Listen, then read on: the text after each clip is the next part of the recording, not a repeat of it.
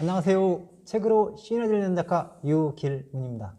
오늘 여러분들에게 공유해드릴 책은 아니고요. 게스트를 모셨는데요. 내 인생의 최고의 책 7번째 순서인데요.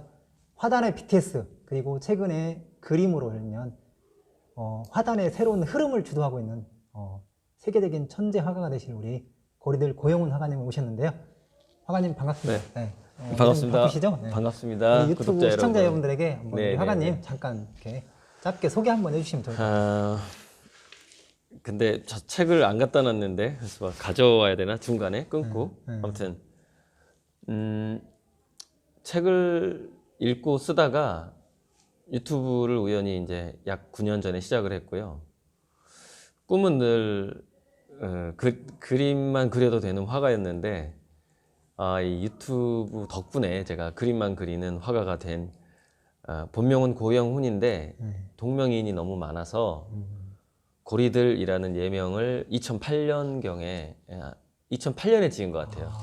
고리들은 어떤 의미가 있죠? 2007년에 그래서 고리들이라는 이름으로 활동하고 있고요. 고리들은 처음에는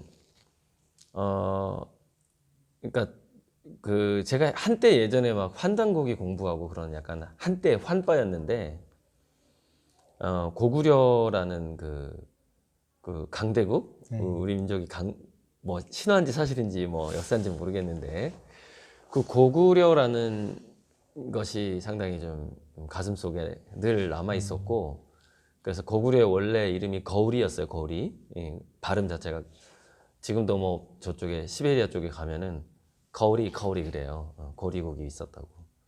그 거리의 들판이라는 뜻이에요. 고리들.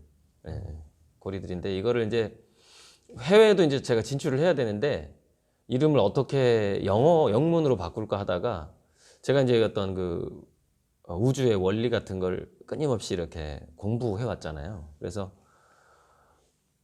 저 깊은 곳에 핵심에 들어가 있는 수수께끼다. 그래서 코어 리들 하면은 고리들하고 코어 리들하고 거의 발음이 비슷하더라고요. 그래서 아마 이름은 2007년경에 지은 것 같아요. 고리들하고 코어 리들을. 그랬다가 2008년부터 이제 그 이름을 쓰기 시작했던 것 같고 아트페어에 처음으로 그 이름으로 이제 아무튼 소개가 되기 시작했어요. 전단지에 이렇게 이름이 들어가잖아요. 그러니까 한글 이름 고리들, 영어 이름 코어리들 이렇게 이제 그때부터 알려지기 시작한 거죠. 좀 소개가 너무 길었네요. 뭔가 고리들 그 의미가 특별한 의미가 있는 거네요. 네네. 우리 화가님이 그러면 제 생각에는 책도 많이 읽으시는 것 같은데 혹시 우리 화가님에게 내 인생 최고의 책 혹시 어떤 책이 있나요? 그러니까 이제 사실 저의 책인데 이제 저기 있긴 한데 인공지능과 미래 인문학이에요. 그냥 제목만 말씀드릴게요.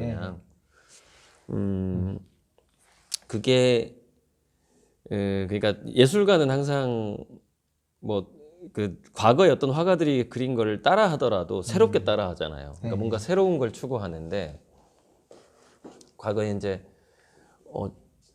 그 공부를 해온 것들 중에서 우리 현실 삶에 다가오는 대다수에게 공통적으로 이렇게 뭔가 다가갈 수밖에 없는 게 이제 4차 산업혁명이고 뭐 인공지능이라든가 사물지능이라든가 만물 인터넷이라든가 블록체인 그리고 그런 것들이 이 지구의 문명을 어떻게 변화시킬 것인가 하는 거에 대해서 제가 그동안 공부했던 것의 총합이라고 봐도 되는 게 가장 나중에 쓴 책인 거죠. 그러니까 제가 썼던 공저 포함해서 한 10권의 책 중에서 맨 마지막에 썼던 저의 책이 이건데 감사합니다. 인공지능과 미래인문학이라는 책인데 내용은 되게 막 특허 기술 얘기 나오고 이 본문으로 들어가면 뭐 중소기업 사장님이 보면 참 좋을 그런 내용으로 바뀌어 버려요. 근데 제가 이 책에서 가장 소중하게 생각하는 것은 2개의 서문이에요. 서문. 약 거의 굉장히 한 20% 이상이 서문이죠. 서문하고 중간중간에 뭐 팁이라든가 뭐 이런 거, 창의성 팁이라든가 이런 것들.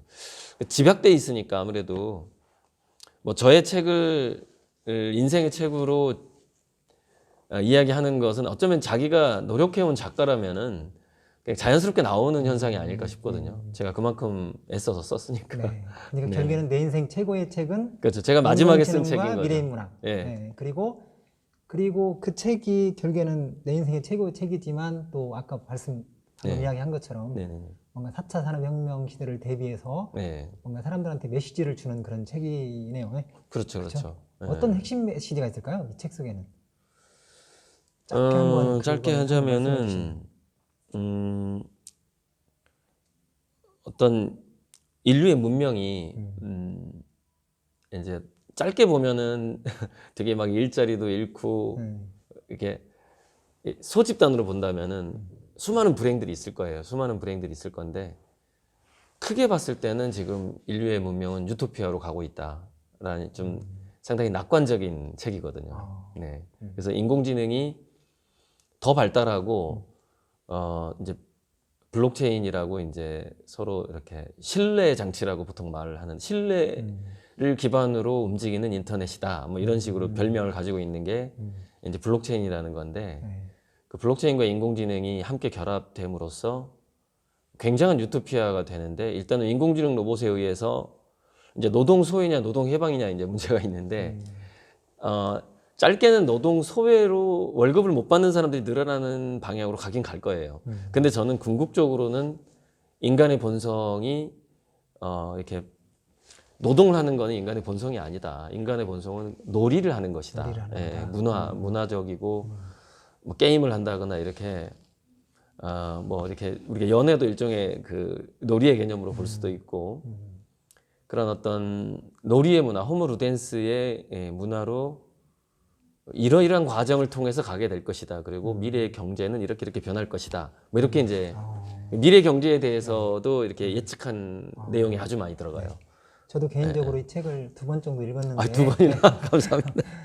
또 새로 이제 이렇게 조금 이렇게 지금 이제 업그레이드 계속 한 업그레이드 그 하고 책을, 있어요. 예, 그 업그레이드. 책을 한번 다시 한번 읽어야겠다는 생각을 한번 해보고요. 예. 제가 알기로는 우리 화가님께서 뭐 철학이나 역사 아니면 인문, 뭐 과학, 양자 물리학, 뭐 수학이나 이런 인문학 쪽에 관련돼 가지고 책을 한 10,000권 이상 읽으시고 이쪽에 정통한 걸로 알고 있는데 예. 그렇게 혹시 책을 많이 읽게 된 정통은 그런 아니고요. 많이 계기가 있으신가요? 예. 어떤 계기가 있나요? 골고루 많이 읽었다. 그거는 제가 이제 자부할 수가 있는데 네. 뭐 그래도 이런 것 같아요. 분야별로 한 100권 이상을 읽게 되면은 그 분야 전문가 지식의 거의 75%까지 따라잡는다고 하더라고요. 근데 그 75%만 따라잡았지만 굉장히 다양한 분야를 읽었을 때는 때문에. 그것과 또 시너지가 일어나기 때문에 각 분야의 전문가들이 보지 못하는 관점이 좀 거시적인 관점이 메타적인 인지라고 그러죠. 메타적인 관점이 생기게 되는 것이죠. 그래서 왜 이제 그 읽기 시작했냐면 뭐 직접적으로는 대학교 1학년 때였나 고등학교 때였나 정확히 기억이 안 나는데 민음사에서 세계 백인의 사상가라는 책이 나왔었어요. 근데 그 책을 보다가 세계 백인의 사상가 딱 봤는데 아니 백남준이 거기 들어가 있는 거예요.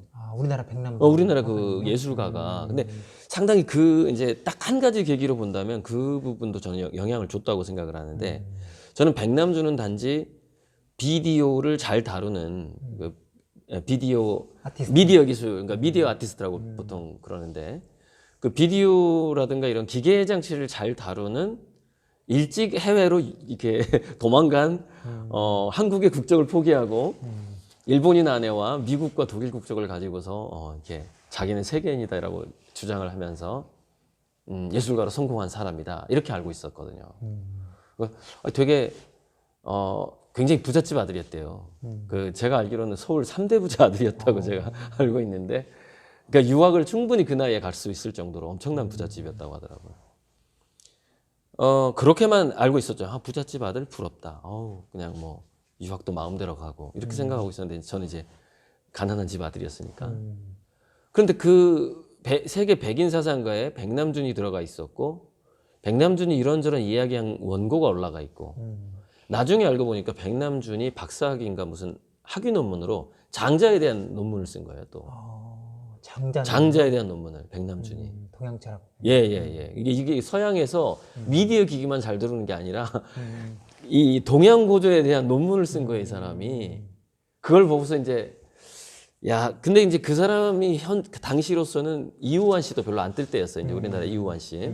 지금 김환기 씨가 이제 사후에 유명해진 거지 뭐 살아생전에서 이렇게 세계적인 작가도 아니었단 말이죠. 네. 김환기 씨 같은 경우에. 아무튼 그 책을 보고서 내가 백남준을 능가하려면 거기서 딱 답이 나오잖아요. 자, 과학기술 알아야 돼요. 미디어 아티스트. 동양 철학이든 서양 철학이든 이 독일에 갔기 때문에 당연히 서양 철학도 공부했을 거라고 보고 동서양 철학을 다 알아야 돼요. 그리고 굉장히 세계인들의 친구가 있어야 돼요. 이런 조건들을 갖춰줘야 되거든요. 근데 저는 이제 해외에 직접 돌아다니면서 이렇게 친구를 사귈 만한 형편이 안 되기 때문에 책을 골고루 읽는 걸로 그걸 전부 다 그거를 내가 이제 백남준을 능가하고자 했던 거죠. 그렇게 해서 독서를 책을 많이, 함으로써. 그렇게 해서 책을 많이 읽게 되는 계기가 되는 네네. 그러니까 실질적으로 세계적인 화가가 되고자 하는 그 열망이 사실 독서로 나를 이끌었다 이렇게 볼 수가 있어요. 세계적인 화가의 열망. 네네. 열망이 있었다. 그리고 제가 생각하기에는 최근에 9개월 만에 우리 화가님께서 네. 한 22억 정도의 그 아이고. 그림이 판매가 됐다고 그렇게 들었는데 지금 그렇게 단기간 동안에 그렇게 놀라운 성과가 어떻게 그렇게 그러니까 이제 달성이 가능한 거죠? 혹자들은 네. 당신 마케팅 공부를 너무 잘한 거 아니냐 이제 이렇게 얘기하시는 그런 쪽이 감각이 탁월하신 분들도 건가요? 있는데 실제로 마케팅에 대한 책을 많이 보긴 했어요. 뭐 20여 권 이상은 봤을 거예요. 그 최근 그러니까 워낙에 책을 많이 봤으니까 마케팅이나 경영학에 대한 책은 그냥 기본인 거죠. 네. 기본적으로 봐야 되는 건데 근데 마케팅이라기보다는 저는 이 50세부터 본격적으로 프로 화가로서 저는 생활을 하고 싶었어요. 프로 화가라는 거는 그림을 판 돈으로 충분히 생활이 가능하고 재료비를 살 수 있고 전시회도 할 수 있고 자기 화실 임대도 자기 그림 판 돈으로 할 수 있는 거 여기까지 가야지 정말 프로 화가거든요. 근데 그 전에는 이게 전혀 불가능했어요. 그러니까 저도 사실 화실은 못 사고 월세로 지금 쓰고 있는 상황이잖아요. 그러니까 지금 이제 들어온 돈을 거의 이제 현재 25억이 넘어갔는데요. 펀딩이 이걸 뭐 저축하면은 이제 이렇게 공간 정도에 살 수 있겠죠. 근데 별로 공간을 사고 싶은 생각은 없고, 왜냐면 세계적으로 전시하고 돌아다니느라 한국의 공간에 머물 시간이 별로 없을 거예요. 그러니까 굉장히 이제 화가로 성공할수록 노마드처럼 이렇게 전 세계를 돌아다니면서 해외 그 전시장에서 마련해 준 갤러리에서 단타로 이제 6개월 동안 그리고 전시하고 그림 다 팔고 오고 다시 뭐 파리로 가서 또 6개월 동안 그려서 다 팔고 다 솔드 아웃이죠. 그러니까 그 이미 대기자들이 있는 상태에서 갤러리에서 불러요, 화가를. 화가는 몸만 가면 되는 거예요. 그러니까 실제로 제가 작업실을 마련할 필요가 없어요. 재료도 마련할 필요가 없습니다. 그 갤러리에서 다 대줘요. 재료, 그다음에 식생활하는 모든 편의가 다 대주고 그런 식으로 세계를 돌아다닐 거기 때문에 한국에 굳이 제 창고만 있으면 되는 거죠. 내 그 창고하고 이제 가족들 살 집중. 그림 그릴 공간은 월세로 해도 상관없다고 생각해요. 그래서 유사시에 해외 활동이 더 많아질 것 같다 그러면 한국에 있는 공간은 없애버리는 거죠. 네, 월세니까. 그런 식으로 참 질문이 뭐였더라. 아무튼 프로 그러니까 펀딩이었지. 펀딩이었지. 맞아. 그 펀딩이었는데 그래서 이런 꿈 내가 그동안 이렇게 화가가 될 준비를 해왔고 이 아이디어도 이제 그 그림의 컨셉도 충분히 성공할 만한 컨셉을 제가 이제 얻었고 영감을 통해서 얻었고 나 이제 좀 세계적으로 활동하고 싶다. 이제 나 본격적인 프로 화가로 활동하고 싶은데 혹시 도와줄 수 있겠냐라는 요청을 유튜브에 했는데 그동안 이제 유튜브가 제가 그 도와달라고 요청을 했을 때가 한 8년 이상 했을 때 유튜브를 그러니까는 도움을 요청했을 때 구독자가 한 3,500명 정도 지금 6,000명이 되는 6,000명이 좀 넘었는데요. 네. 그때부터 이제 한두 명씩 이렇게 개인적으로 그림을 선불로 사주기 시작한 게 처음에는 뭐 30명이었는데 우리 회장님도 이제 사실 그 3년 전에 이제 50대기 한참 아직은 그때는 수련 기간이었죠. 수련 기간이었는데 그때 이제 제가 그림을 그리고 싶다고 해서 이제 후원자를 모아서 한 달에 100만 원 정도씩 이렇게 후원을 해주셨는데 사실 그 돈으로 이게 안 되는 거죠. 왜냐면은 재료비, 생활비, 공간비가 어떻게 나와요, 100만 원으로. 그러니까 사실 그때도 저는 계속 강의를 다니고 일을 해야만 했었고 진짜 화가다운 모습을 보여줄 수는 없었는데 유튜브에서 이제 선불로 그림을 사주기 시작하고 또 더 많은 사람들에게 이제 이 그림을 제 그림을 갖도록 해줘야 되겠다 해서 제가 할부를 했거든요. 그랬더니 할부를 했더니 이제 억 단위로 이제 주문이 들어오기 시작하더라고요. 왜냐면은 100만 원도 없는 사람들이 33개월 할부라고 하니까 3만 원씩이거든요. 한 달에. 그러니까 방금 주문 온 사람도 한 달에 3만 원 넣겠다고 지금 60개월 동안 300만 원짜리. 그래서 십시일반으로 이 3만 원, 6만 원, 그다음에 후원금 3천 원, 만 원이 어느 순간 한 달에 500만 원이 넘어버리는 거예요. 이렇게 모인 게 그게 이제 그 중에서 막 1억 이상 그림 100호를 사겠다는 사람도 있고 그래서 그 1억 이상 주문한 사람은 한 달에 2, 300씩 들어와요 돈이. 예. 그리고 이제 그러다가 제가 이제 그림값을 올리진 않았는데, 그러니까 한 차례 올리긴 올렸구나. 2배로 올렸는데 100호가 이제 1,000만 원이 된 거예요. 근데 100호를 1,000만 원이면 좀 그렇고 좀 800으로 할인을 해서 100개월 할부로 주문하실 분은 해라 하면서 뭐라고 얘기했냐면 이거는 그림 소장의 개념이 아니라 투자의 개념이다. 왜냐면은 세계미술시장에서 100호 크기라는 것은 표준형이고 가격이 올라가는 것도 뭐 30호, 50호와는 비교가 안 되고 이렇게 상당히 좀 상승 곡선이 있고, 그러니까 투자를 하고 싶은 생각이 있다면은, 그러니까 거기 전제로는 이게 깔려 있죠. 아마도 나는 세계적으로 성공할 것 같다, 내 느낌에. 예, 난 그 확신이 든다. 그리고 미래가 보이는데 서로 윈윈을 하자는 개념이죠. 여러분들은 100호를 투자하고 나는 100호 투자금이 또 크잖아요. 그러니까 나는 더 넓은 화실에서 더 많은 그림을 동시에 그리고 싶다라는 하나의 그 윈윈이 형성이 된 거죠. 그러면 짧은 시간에 그런 큰 성과를 낸 게 네. 뭔가 이렇게 화가님에 대한 확신, 저에 대한 믿음도 있었고, 확신을 이야기했고, 이제 그렇죠. 그 고객분들이 그걸 믿어주고 미술 투자라는 개념도 있었을 것이고, 네. 저를 그냥 막연히 도와주고자 하는 마음도 있었을 것이고, 이게 막 결합이 된 거죠. 네. 결합이 되다 보니까, 근데 그 중에서 그림을 좀 아는 분도 있단 말이에요. 근데 그림을 좀 아는 분들은요, 억 단위 투자를 하더라고요. 그러니까 자기를 지방의 말단 공무원이라고 소개한 분이 저한테 얼마를 투자했냐면 1억 2천 얼마인가? 일시불로만 4천만 원 넘게 보냈거든요. 도대체 뭐 하는 분이세요? 그랬더니 지방의 말단 공무원이라는 거예요. 말도 안 되는데 말단 공무원, 게다가 30대 30대 일을 이게 할 수가 없네 그랬는데 사연이 있더라고요. 놀라운 일이네요.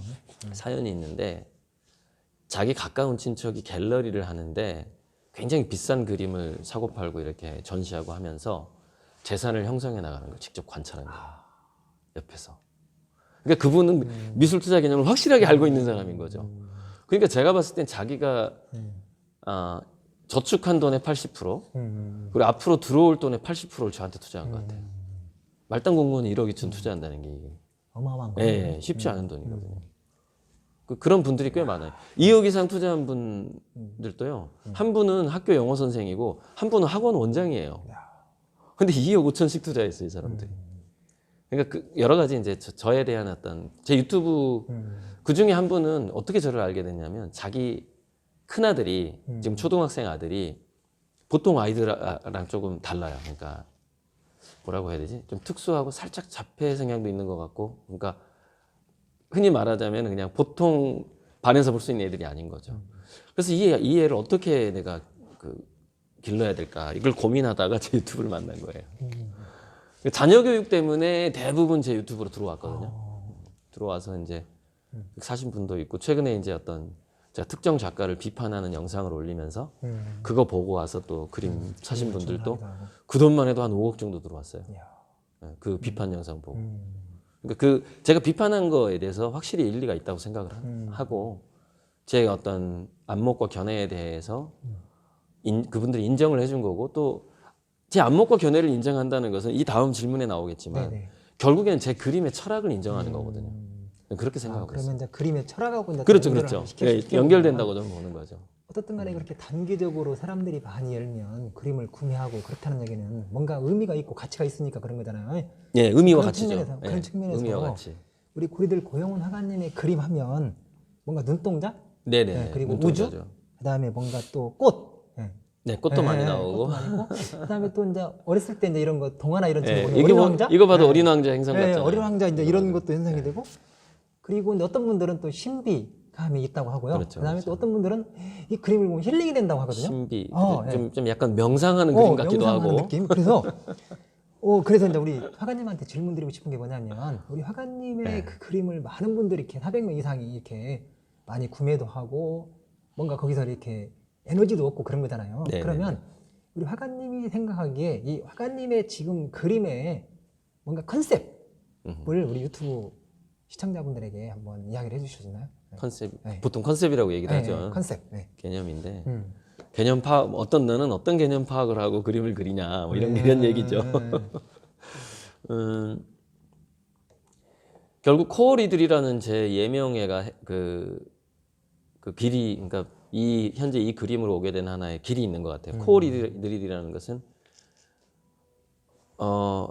자, 이면의 세계, 겉으로 만져지는 거 말고 우리가 만질 수 없는 더 작은 세계, 더 깊은 세계, 또는 우리가 느낄 수 없는 다른 차원의 세계에서 이 세상을 이렇게 존재하게 하는 어떤 원리가 있을 것이다라는 막연한 그 어떤 그걸 진리 추구에 대한 갈망이라고 보통 얘기를 하죠. 네. 진리 추구라고 하죠. 진리 추구. 그래서 전 이제 그런 진리 추구를 종교에서 해본 적도 있고 또 책을 통해서 이렇게 했는데 하다 보니 이제 결국에는 그게 이제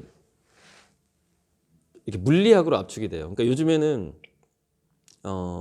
인간의 생각도 호르몬이라든가 이렇게 호르몬이라든가 신경 전달 물질로 표현을 하는 뇌과학, 그게 뇌과학이란 말이죠. 그런 경우가 생기면서 우리의 의식조차도 이제 물질에서부터 이렇게 비롯되는 이런 해석들과 함께 제가 뇌과학하고 미래학 그다음에 여러 과학 서적을 많이 봤는데 그러면서 이제 물리학으로 들어가는 거예요. 근데 물리학으로 들어갔을 때 이제 물리학 중에서도 양자 물리학 쪽 이야기 하시는 근데 거예요? 양자 물리학이라는 게 양자 물리학의 뭐 방정식을 제가 안다라는 것이 아니고 거기에 대해서 수많은 논의가 있었잖아요. 거기에 대해서 아마 맨 처음 읽었던 책은 물리학과 도라는 프리초프 카프라의 The Tao of Physics일 거예요. 그 책이 이제 정말 이해는 다 안 됐는데 어쨌건 1989년, 1990년, 30년 전에 읽은 거예요, 그 책을. 예. 그렇게 이제 시작을 한 건데 거기서 이제 관찰적 효과가 나오고 거의 한 100년 전에 했던 영이라는 그 과학자의 이중슬릿 실험 나오고 그 이후에 이제 뭐 슈레딩거의 고양이가 나오고 이제 그 양자 물리학의 발전에 대해서 이제 이중슬릿 실험하고 슈레딩거의 고양이하고 휴 에버렛의 평행 우주 해석 이렇게 쭉 연결이 돼요. 그래서 세 가지가 하나의 단계 이렇게 올라가는 거죠. 그래서 거기 올라가다 보면은 결국에는 거기서 이제 평행 우주가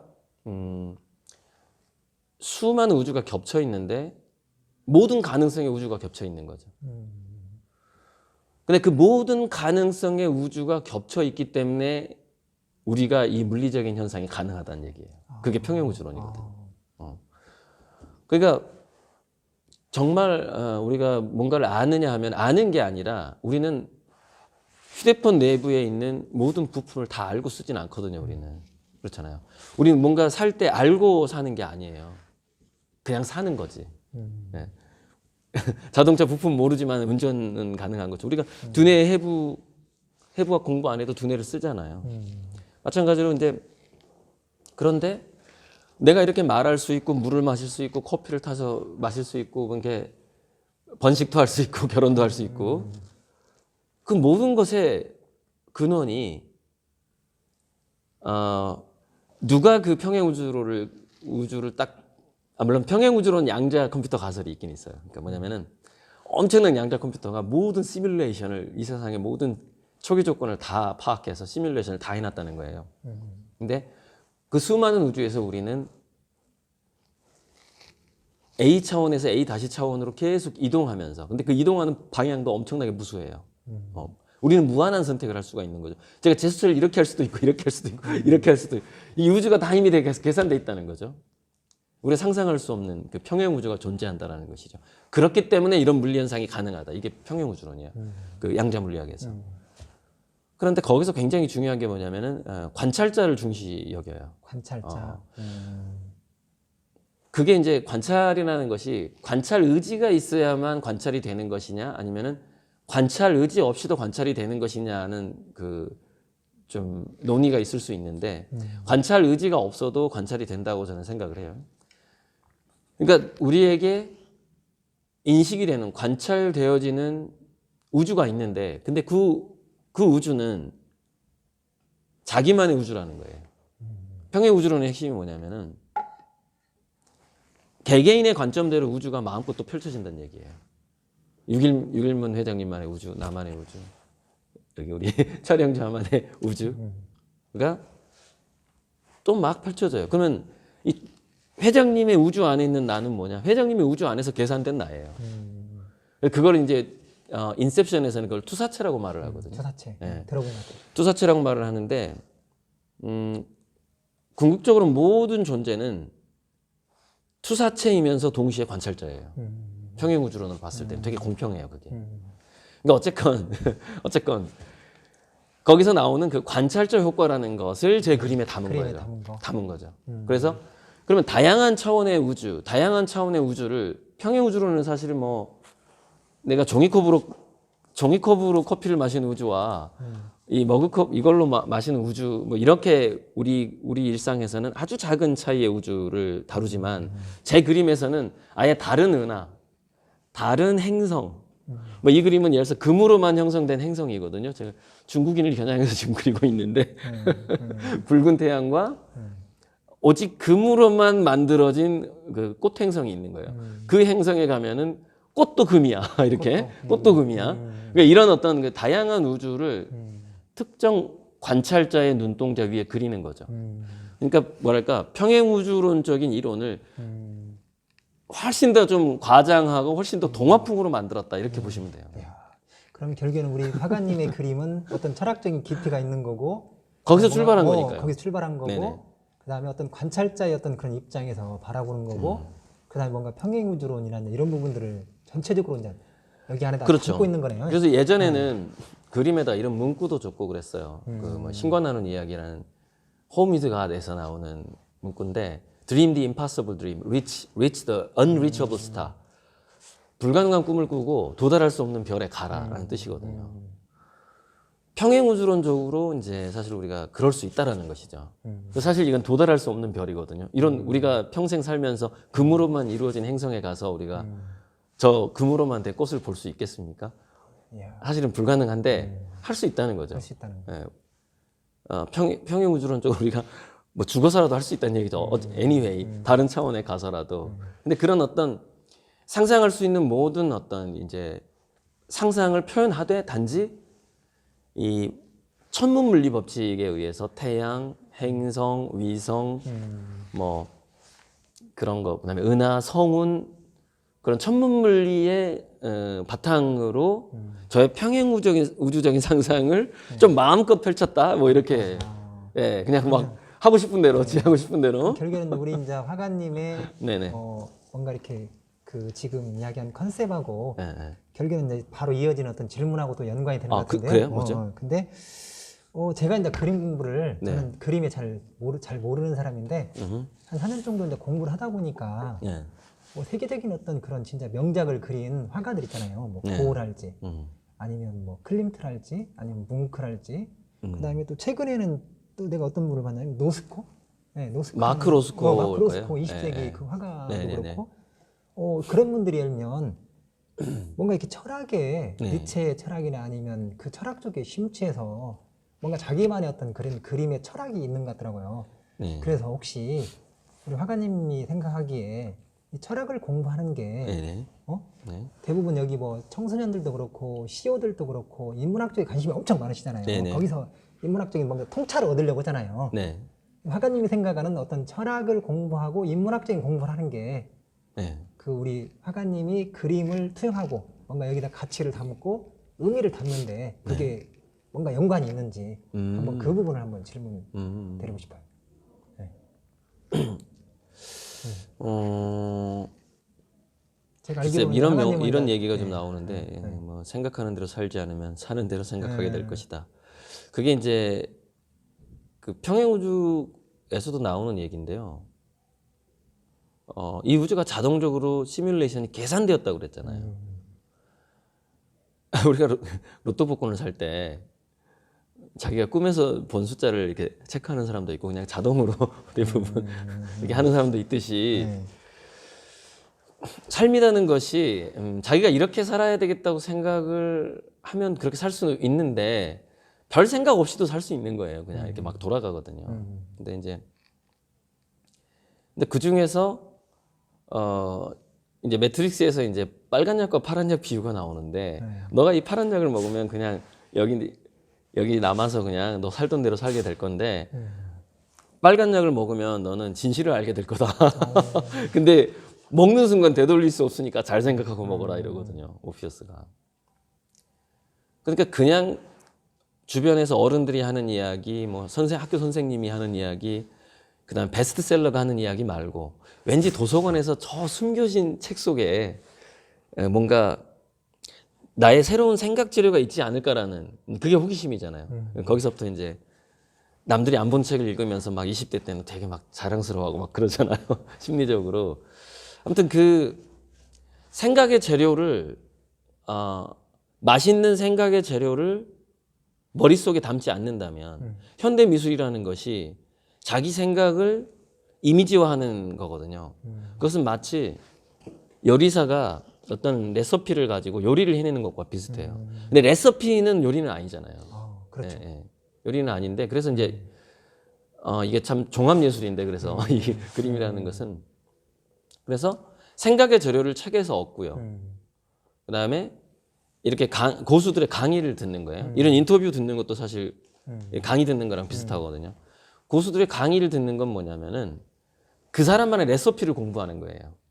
그 사람은 생각의 재료를 어떻게 모아서 어떤 요리법을 완성했는가라는 걸 우리가 듣는 것이죠. 레시피를. 그러면 이제 우리가 생각 재료가 있고 레시피가 있는데 이거 두 가지만으로는 뭐가 빠지냐면은 맛있는 재료를 선택하는 능력이 안 생겨요. 이거 두 가지에서는. 독서를 통해서 이렇게 하고 그러니까 화가들도 고흐 같은 경우에도 왜 고생을 많이 하거든요. 예, 고생을 많이 하고 우리가 가난해야 예술가가 된다는 얘기가 어떤 측면에서 맞는 얘기냐면은 가난하면 감각이 예민해져요. 배가 고프고 그러면은 저도 이제 두 경험이 있는데 2004년에 이혼하고 완전히 파산하고 신용불량자 되고 이제 시골에 내려가서 한 몇 년 칩거를 했단 말이죠. 그때 논두렁에 있는 들꽃들이 엄청 커 보이는 거예요. 그 꽃 하나 보는 게 너무 기쁜 거예요. 그 이제 막 돈도 없고 정말 밥도 제대로 못 먹고 할 때. 그리고 또 군대에서 훈련을 받을 때 친구가 없어요. 이제 완전히 그 막 행군하고 막 그때 여름 군번인데 반팔로 땅 위에서 낮은 포복을 했단 말이죠. 기어가는 거. 막 자갈하고 모래가 여기 팔꿈치에 박히는데 너무 아파요. 근데 이 아픔을 내가 어떻게 잊지 하다가 자갈들을 관찰하기 시작했어요. 그래서 자갈들하고 대화를 나누는 거예요. 너 이쁘게 생겼다. 넌 몇만 년 된 자갈이니? 그러면서 낮은 포복을 하는 거예요. 네. 그러니까 그렇게 책이 있고 강의나 영상이 있어요. 그런데 마지막에는 자기 육체가 포함된 어떤 감각적인 체험들. 근데 그 감각적인 체험은 사실 가난하면 좀 유리하긴 해요. 그렇다고 평생 가난하면 그림을 못 그려요. 저는 지금부터 가난하면 안 됩니다. 저는 지금부터는 부자가 돼야지 좋은 그림을 그릴 수 있어요. 가난은 뭐 글쎄, 짧으면 15년, 길면 한 30년 가난했다. 이렇게 볼 수 있어요, 저는요. 그래서 그 감각적인 체험이 원자재들을, 그것이 자연이 됐든, 뭐가 됐든, 책도요, 원자재 중에 하나지만, 제가 책을 가장 많이 읽을 수 있었던 것은 어디 나갈 돈이 없을 때. 친구도 만날 수 없고, 휴대폰비가 나가니까 전화통화도 할 수가 없어요. 근데 어찌 보면 그때 읽었던 책이 가장 많고 또 가장 감동적이었던 것 같아요. 왜냐면 내가 갈 곳이 없으니까 나는 책 안으로 들어갈 수밖에 없는 거죠.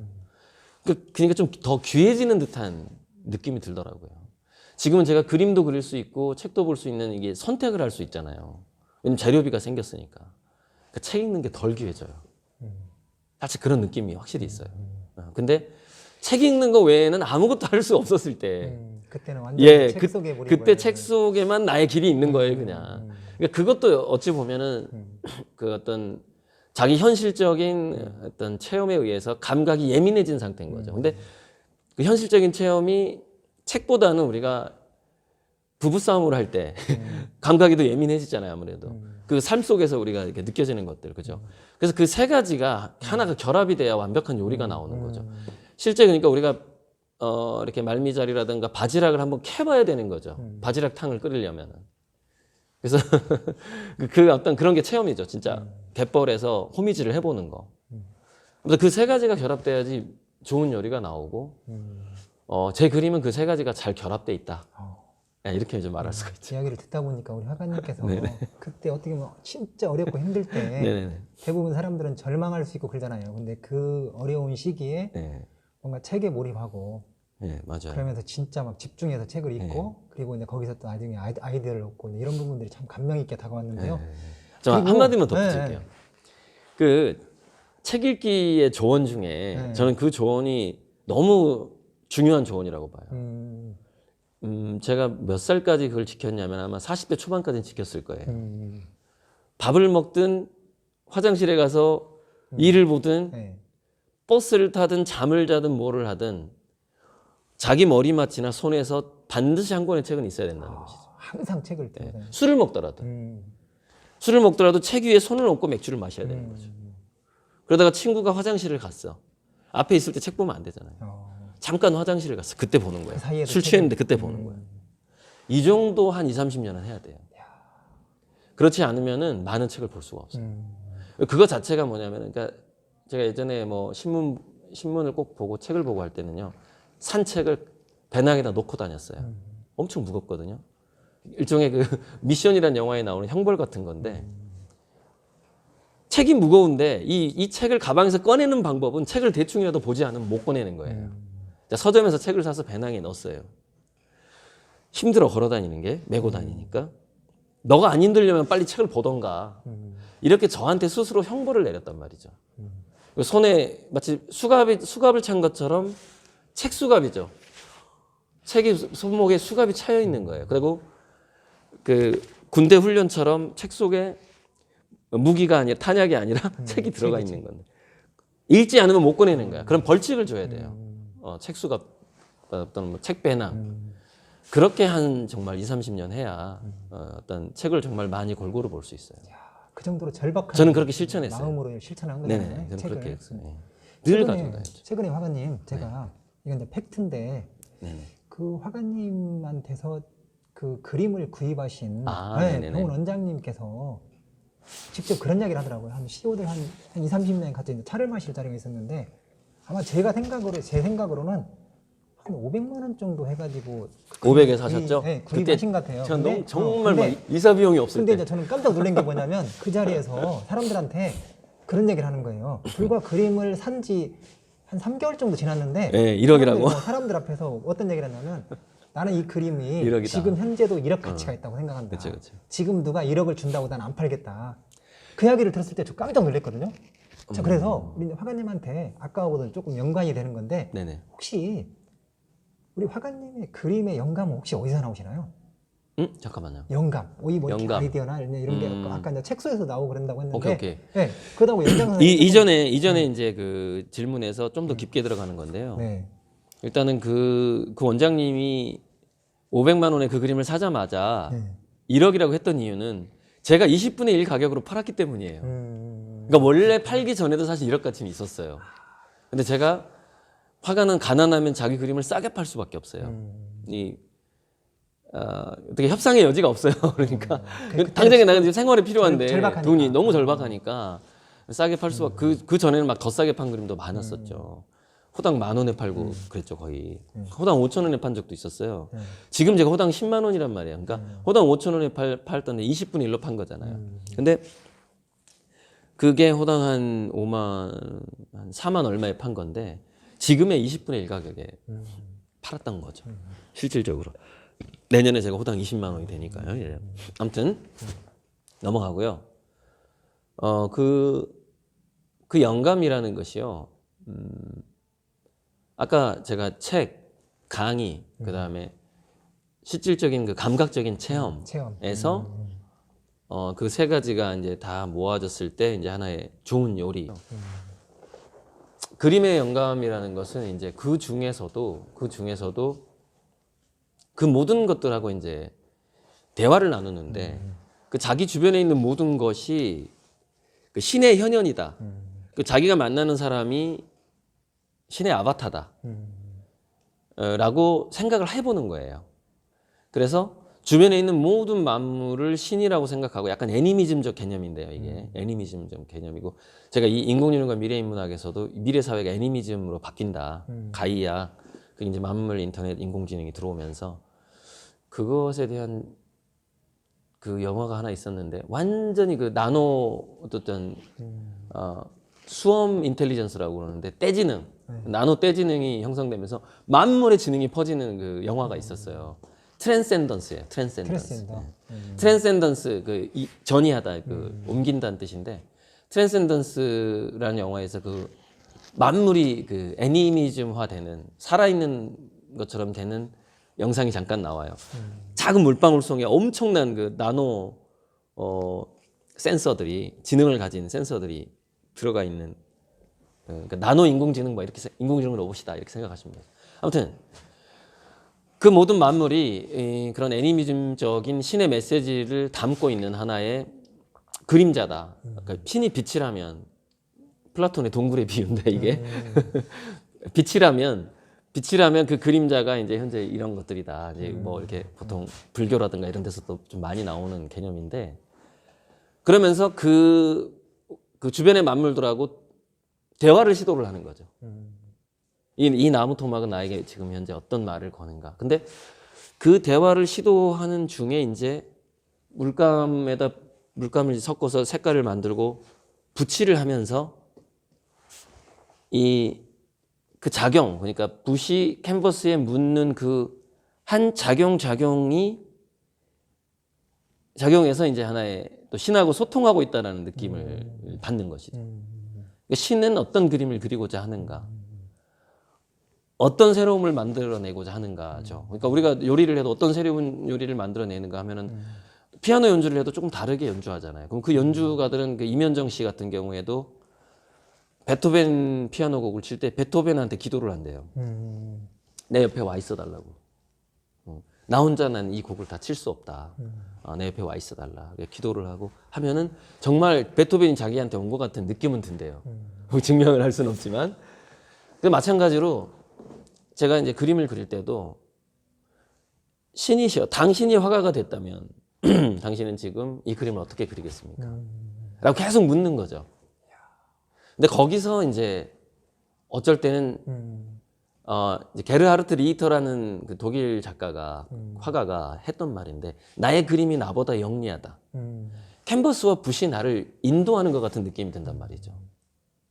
그림이 저절로 만들어지는 것 같은 느낌이 드는 거죠. 우연의 효과인데 막 잘 나와요. 그러니까 그림이 나를 이끌어간다는 느낌이 들기 시작하거든요. 그게 이제 나의 그림은 나보다 영리하다는 말이 그래서 나온 건데. 그러면 그런 순간들이 왔을 때는 이제 그 신과의 소통이 지금 잘 되고 있다. 이게 잘 되고 있고, 그래서 굉장히 기쁘고 감사한 마음으로 이제 그 시간을 가는데 그 시간이 지속되지는 않아요. 그걸 이제 보통 영감의 순간이라고 하기도 하고, 책 쓰는 사람은 이제 그 뭔가 소설이다 그러면 귀신들이 와서 막 이렇게 대사를 막 쳐주고 그러면 그 대사를 받아줬고 뭐 이런 뭐 조정래 씨인가 아무튼 소설가들이 글을 쓰다가 등장인물을 죽이려고 할 때는요 등장인물 귀신이 나타나서 나를 죽이지 말아달라고 그런다는 거예요. 그런 얘기 들어봤어요? 그러니까 그런 어떤 계속해서 그 소설가들도 그렇고 시인들도 그렇고 그 글이라는 걸 통해서 계속 신하고 소통을 하는 거고 저는 이 물감이라는 걸 통해서 계속 신하고 소통을. 그러니까 사실 영감의 원천은 결국에는 더 가시다, 신이다. 저는 그렇게 일단 보는 거죠. 네. 그리고 이제 우리 화가님께서 근데 그런 게 있잖아요.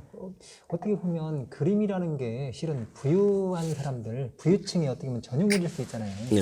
그런데 우리 화가님께서 지금 어떤 흐름을 바꿔버린 것 같아요. 네, 지금 굉장한 좀 약간 혁명적인. 좀 중산층도 조금 이렇게 덜 중산층인 사람들. 제 그림 산 사람이요, 네. 99%가 거의, 서민층이에요. 네, 그런 사람들이 중산층도 제가 알기로는 아마 드물어요. 지금 한 400명이 넘어간다고 그렇게 알고 있는데 예. 이것을 어떻게 흐름을 어떻게 이해를 해야 되나요? 이런 부분들을. 그런 부분들이 참 우리 그 화가님의 최고의 매력이시거든요. 그 사람들이 어떤 그런 흐름을 바꿔놨다는 것. 그 이렇게 어떻게 보면 힘들고 어려운 사람들이 뭔가 예술에 투자한다는 것은 쉬운 일이 아니잖아요. 그 부분을 진짜 저는 너무 높이 하고 싶고요. 그래서 이제 그런 부분들은 앞에 부분에서 이제 좀 이렇게 할부나 이런 부분 그리고 여러 가지 이제 이야기가 나왔던 것 같아요. 할부가 얘기했나요, 제가? 네, 할부나 이런 부분. 사실 100개월 할부로 해버리니까 문턱이 확 낮아지잖아요. 그러니까, 처음에 들어오는 문턱이 낮아지고 월급쟁이도 살 수 있게 되고 하다 보니까 지금 400명 중에서 아마 300명 정도는 할부가 아니었으면 그림을 못 샀을 거다, 저는 그렇게 생각해요. 아마 시도도 못했을 거다. 그러니까 그 자체가 실은 거의 한 75%는 이 시도 화가님께서 못했어요. 흐름을 바꾸신 거예요. 네네네. 흐름을 바꿨기 때문에 그런 분들이 예술이나 이런 그림 쪽에 해가지고 뭔가 투자도 하고 거기서 힐링도 하고 그렇죠. 뭔가 이렇게 그런 가치도 생각을 하고 이런 저는 그러니까 가지고 이 시점에서 꼭 드리고 싶은 말씀은 네. 우리가 이제 미술 교사 실험이 있었어요. 미술 교사하고 일반인들하고 미술 전공하지 않은 일반인들하고 좋은 그림을 골라봐라라는 실험을 하거든요. 그러면은 지금 정확한 기억은 안 나지만 65%에서 75%가 일치해요. 그러니까 사람은 그림을 전공하지 않아도 좋은 그림을 느껴요. 본능적으로. 그리고 이제 그 특히 새들 중에서 바우어새라고 자기 정원을 가꾸는 새가 있는데 되게 아름답게 정원을 가꿔요, 새가. 미적인 감각을 갖고 있거든요. 그러니까 진화생물학적으로 미적인 것을 추구하는 것은 모든 생명체의 본능이라는 것이죠.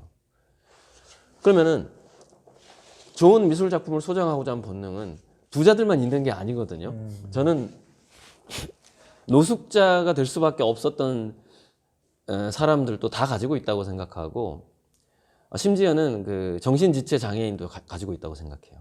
그 좋은 그림에 대한 소유욕을 가지고 싶다라는 거. 그 마치 바우어새가 자기 정원 앞에 이렇게 막 이게 돌멩이나 막 예쁜 것들 물론 지가 봤을 때 예쁜 거지. 우리가 봤을 때는 이제 예쁜 게 아닌데 막 이렇게 꾸미듯이. 근데 그 조화는 되게 조화롭고 예쁘거든요. 뭐 꾸며놓으면은 그 정원을 구조, 건축도 하고 막 정원도 가꾸고 이러는데 대단히 예뻐요. 그 본능이 누구에게나 있는데 흔히 말하는 기득권 미술 시장의 체제로서는 너무 진입장벽이 높았다. 몇백만 원짜리를 어떻게 일시불로 사냐는 거죠. 그리고 서민들은 1,000만 원짜리 카드로 할부한다고 못 긁어요. 이거 어떻게 다음 달에 내야 되는데 어떻게 긁어요? 이자가 엄청 붙잖아요. 근데 저는 오히려 제 그림 할부로 사는 사람들은 정반대예요. 물가 상승이 있잖아요. 인플레이션이 100개월 동안 돈의 가치가 계속 하락하잖아요. 그러니까 첫 달 넣는 돈보다 마지막 100개월 후에 넣는 돈은 사실 가치가 하락돼 있잖아요. 뭐 20, 30% 정도는. 근데 그것을 합산해서 난 그림을 드리는 거거든요. 오히려 뭐냐면은 이자가 붙는 개념의 할부죠. 카드 할부하고 틀려요. 카드 할부는 이제 내가 이자를 더 내야 되는 건데 더 싸지는 거예요. 이 제가 제시한 할부는 더 싸게 사는 거예요, 그림을. 더 낮은 비용으로. 그러니까는 그리고 또 중간에 제가 그림 값이 올라가 버리면 싸게 살 뿐만이 아니라 처음에는 그 원장님처럼 20분의 1 가격으로 내가 그림을 산 줄 알았는데 2년 지나니까 200분의 1이 된 거야, 이게. 한 10년 지나니까 2000분의 1이 돼 있네? 이미 제 그림이 2000배가 올라버린 거죠. 그것까지도 기대할 수가 있죠. 좀 뭔가를 아는 사람들은. 그래서 사실 할부 판매가 많이 이루어진 거예요. 네, 그런 어떤 기대심. 제 이제 그 마지막 기도. 아니 마지막은 네, 아니고요. 아닌가요? 네. 일단 제 유튜브 방송을 하고 있는데 네네네. 컨셉이 책을 통해서 뭔가 자신감도 얻고 네. 그다음에 좀 동기부여도 됐으면 좋겠고 네네네. 뭔가 성과를 냈으면 좋겠고 그래서 이제 그런 걸 통해서 책으로 뭔가 시너지를 냈으면 좋겠다는 이런 제가 컨셉이거든요. 그렇죠, 그렇죠. 네, 그래서 짧게 책을 통해서 얻을 수 있는 효과 이걸 한번 짧게 한번 우리 유튜브 시청자분들에게 책을 통하면 이런 효과가 있다 하면 그 이야기를 한번 짧게 이야기해 줄 수 있나요? 아.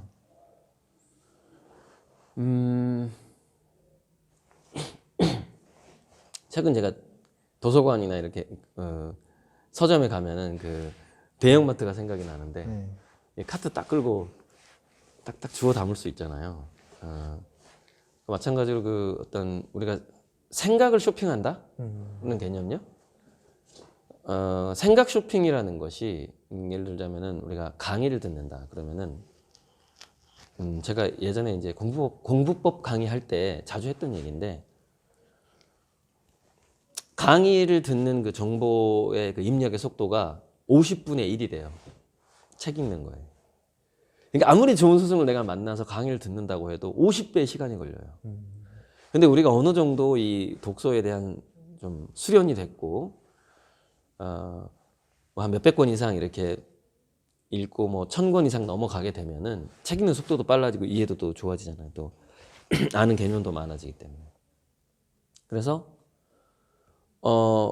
우리가 이제 대형마트에서 이 쇼핑하는 거하고 배추밭하고 저기 갯벌하고 돌아다니면서 갯벌에서 바지락 사오고 강원도 가가지고 그 배추 사오고 한 시간을 비교해봐요. 시간을 내가 그 뭔가 생각의 재료 원자재를 모을 수 있는 그 시간 대비 영상이나 강의보다 책의 효율이 압도적으로 높아요. 압도적으로 높다. 네, 압도적으로 높아요. 그리고 특히 요즘에는 이제 그게 이제 인포그래픽이라 그래가지고 그것은 이제 마인드맵처럼 이렇게 요약해 놓은 뭐 그래프도 들어가고 막 도표도 들어가고 하는 그 인포그래픽 그런 것들 우리 책 속에 많이 나오잖아요. 저도 이제 책 속에 도표가 많이 있는데 그런 것들은 또 그 생각을 또 압축해가지고 또 이제 어느 정도 이렇게 그 컵라면처럼 해놓은 거예요. 물만 부으면 되는 거야. 그러니까 물만 부으면 바로 먹을 수 있게 이게 인포그래픽으로 만들어 놓는 거죠. 그러니까 영양가의 어떤 그 이렇게 잘 추려놨다. 그러니까 예를 들어서 갯벌에서 바지락 가져오면 우리가 해감해야 돼요. 거기 막 돌멩이 있고 그 갯벌 그 뻘 들어 있고 그러잖아요. 막 썩은 바지락이 있고 그런데 그거 다 이게 선별해 놓는단 말이에요. 책은 물론 썩은 바지락을 집어넣는 책들도 있습니다. 가끔 읽다 보면은 그래서 저는 그런 책들을 만나면 막 찢거나 아니면 난로에 땔감으로 써요. 아주 그냥 이제 그 배신감이 느껴지거든요. 나의 시간을 뺏었다라는 그 배신감. 그래서 그 중에서 정말 쓸만한 거 2장만 딱 뜯어서 놓고 나머지는 그냥 난로 속에 집어넣어 버리죠. 그런 경우도 있는데 대체로는 자기가 책이라는 것은 역사에 남기 때문에 자기 인생을 걸고 써야 된다고 생각하고 저는 또 대다수의 작가들은 그렇게 쓴다고 생각을 해요. 그래서 인공지능 시대지만 이런 게 있어요. 제가 유튜브 강의 중에 질문이 권력이 된다라는 강의가 있는데 인공지능 시대 인공지능의 능력이 굉장히 좋아지거든요. 그런데 인공지능한테 뭔가 질문을 해야 되고 주문을 해야 돼요. 그럼 모든 걸 제공을 해주거든요. 근데 문제는 뭘 질문해야 될지 모른다는 것이죠. 그러니까 여전히 인공지능 시대에도 우리가 나는 어떻게 살 것인가에 대해서 게임을 통해서도 얻을 수 있고 유튜브를 통해서도 얻을 수 있고 영상을 통해서도 얻을 수 있고 선생님한테 이렇게 부모를 통해서 얻을 수도 있지만 자기가 효율적인 독서가가 되는 것만큼은 못 된다는 거예요. 너무 중요한 말이네요. 네, 50배가 효율성이 있기 때문에. 자, 그러면 이제 우리 화가님에게 단답형으로 한번 질문을 드리면 네네네. 화가님이 어떻게 보면 지금 새로운 어떤 그 흐름을 주도하고 있잖아요. 그림 쪽에. 네네네. 그리고 이제 최근에도 이제 보면은 제가 우리 이제 화가님한테 요청해가지고 예전에 이제 JB 뭐 그 안에서 같이 리더스 포럼인가? 거기에서 네. 강의를 들을 때 네. 깜짝 놀랐던 게 뭐냐면 네. 1시간 반 동안에 한 페이지를 놓고도 막 예를 들면 그래서 열강을 하더라고요. 이게 안에 이제 내면 속에 이제 숨어 있는 지식이나 이런 게 방대하기 때문에 한 표를 가지고 막 사람들을 내면 이렇게 뭔가 울림을 주고 감동을 주는 모습을 직접 목격도 했는데 네네. 자, 우리 화가님의 가장 큰 강점은 무엇인가요? 제가 답변서에는 네. 사명감이라고 얘기를 했거든요. 네. 사명감. 네. 역사적 사명감. 역사적 사명감. 예. 그러니까 그거는 저의 착각일 수도 있어요. 그런데 다시 또 매트릭스 얘기를 잠깐 해보자면은 매트릭스에 이제 그 더 원이 있어요, 주인공. 근데 모피어스가 더 원을 이 구세주라고 믿어요. 우리를 이 AI 기계 감옥에서 우리를 구원해줄 애다. 얘를 잘 트레이닝 시켜야 된다 이렇게 믿죠.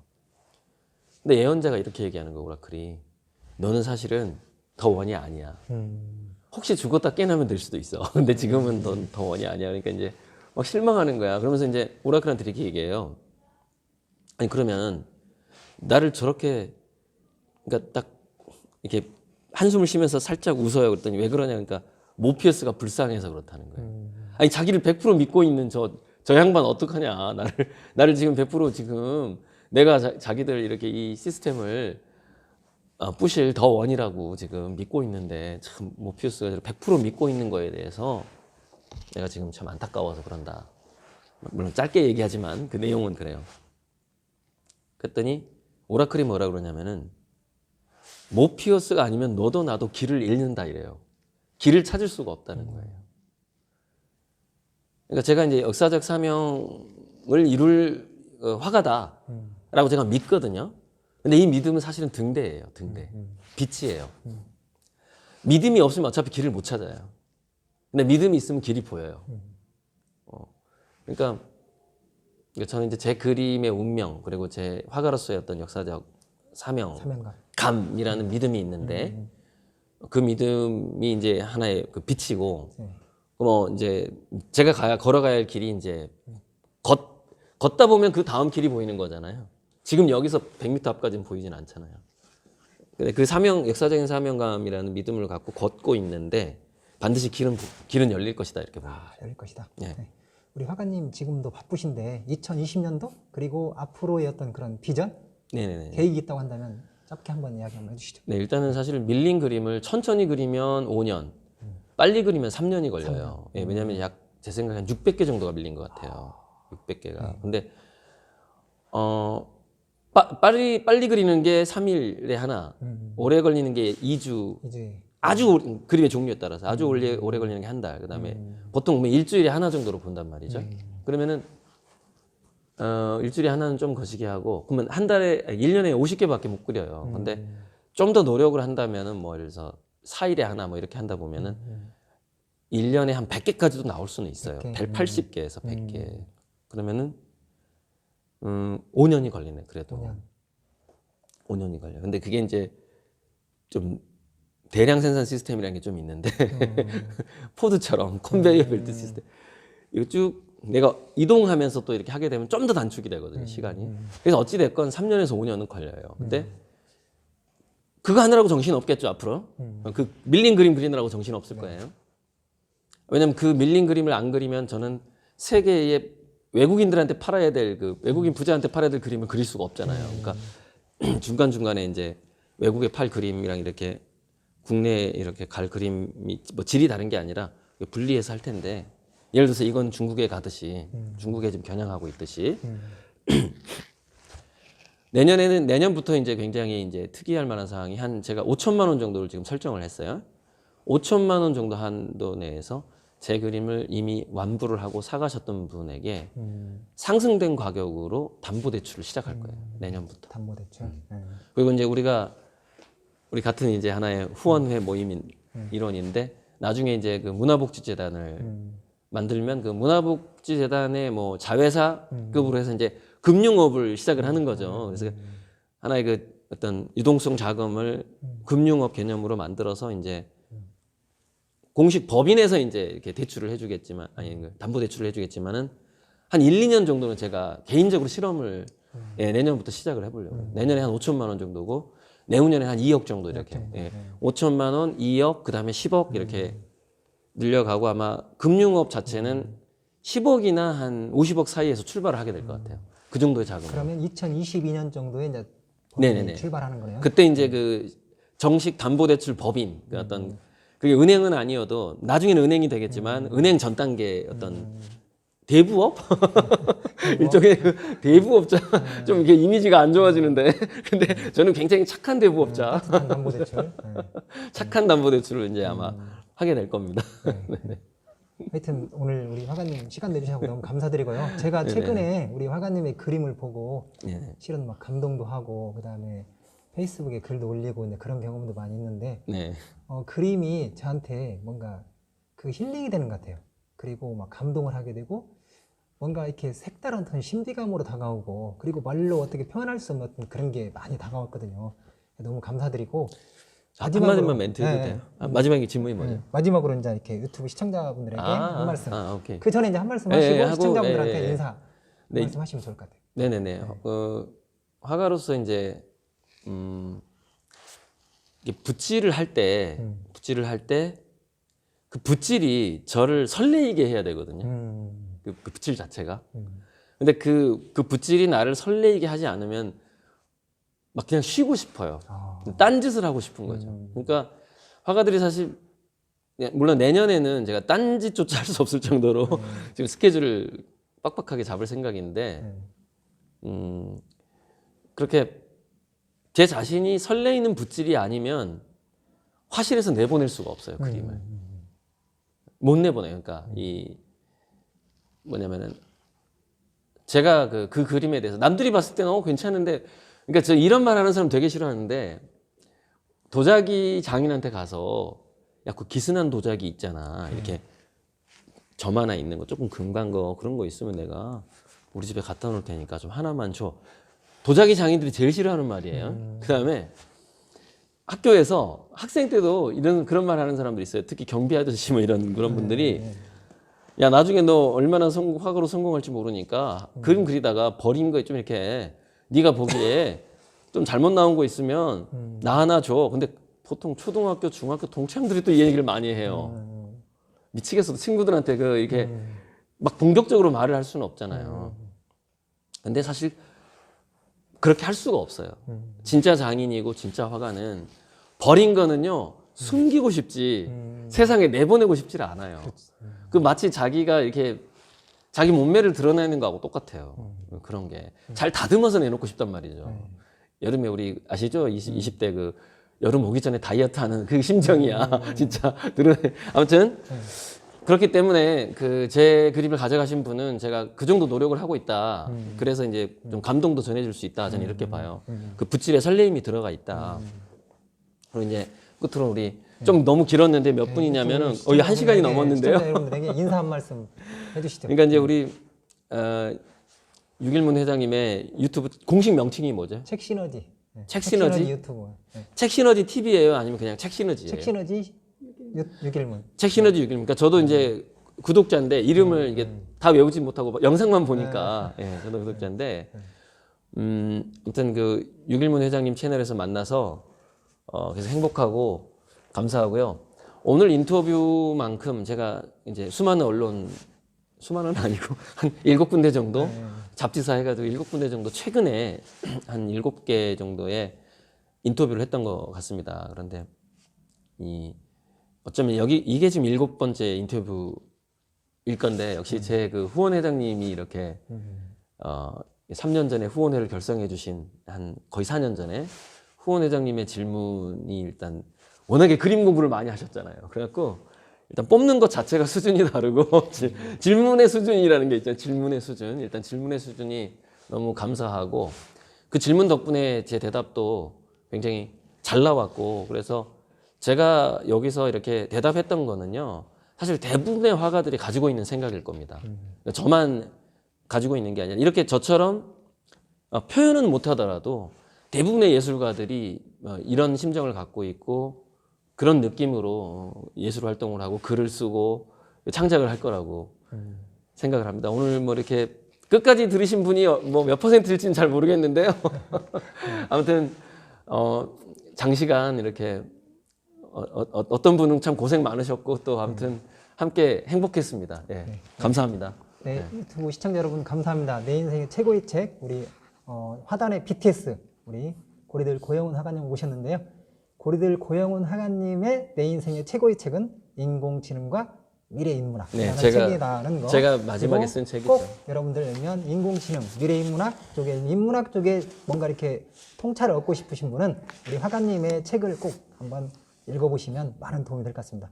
여러분 경청해 주셔서 너무 감사합니다. 혹시 도움이 됐다 한다면 구독 버튼 꼭 눌러주시면 나 하나만 더 추가할게요. 우리 화가님 마지막으로 한 말씀 더. 도서관 프로그램 중에 사람 책 프로그램 아세요? 네, 있어요. 사람 책. 그래갖고 그 사람의 인생을 들어보는 책. 근데 내 인생의 최고의 책 이 프로그램은 부제로 사람 책도 들어갔으면 좋겠어요. 아, 사람책. 아, 아니 가로 열고. 네네, 알겠습니다. 아니 감사합니다. 아무튼 네, 감사합니다. 마치겠습니다. 네, 감사합니다. 네.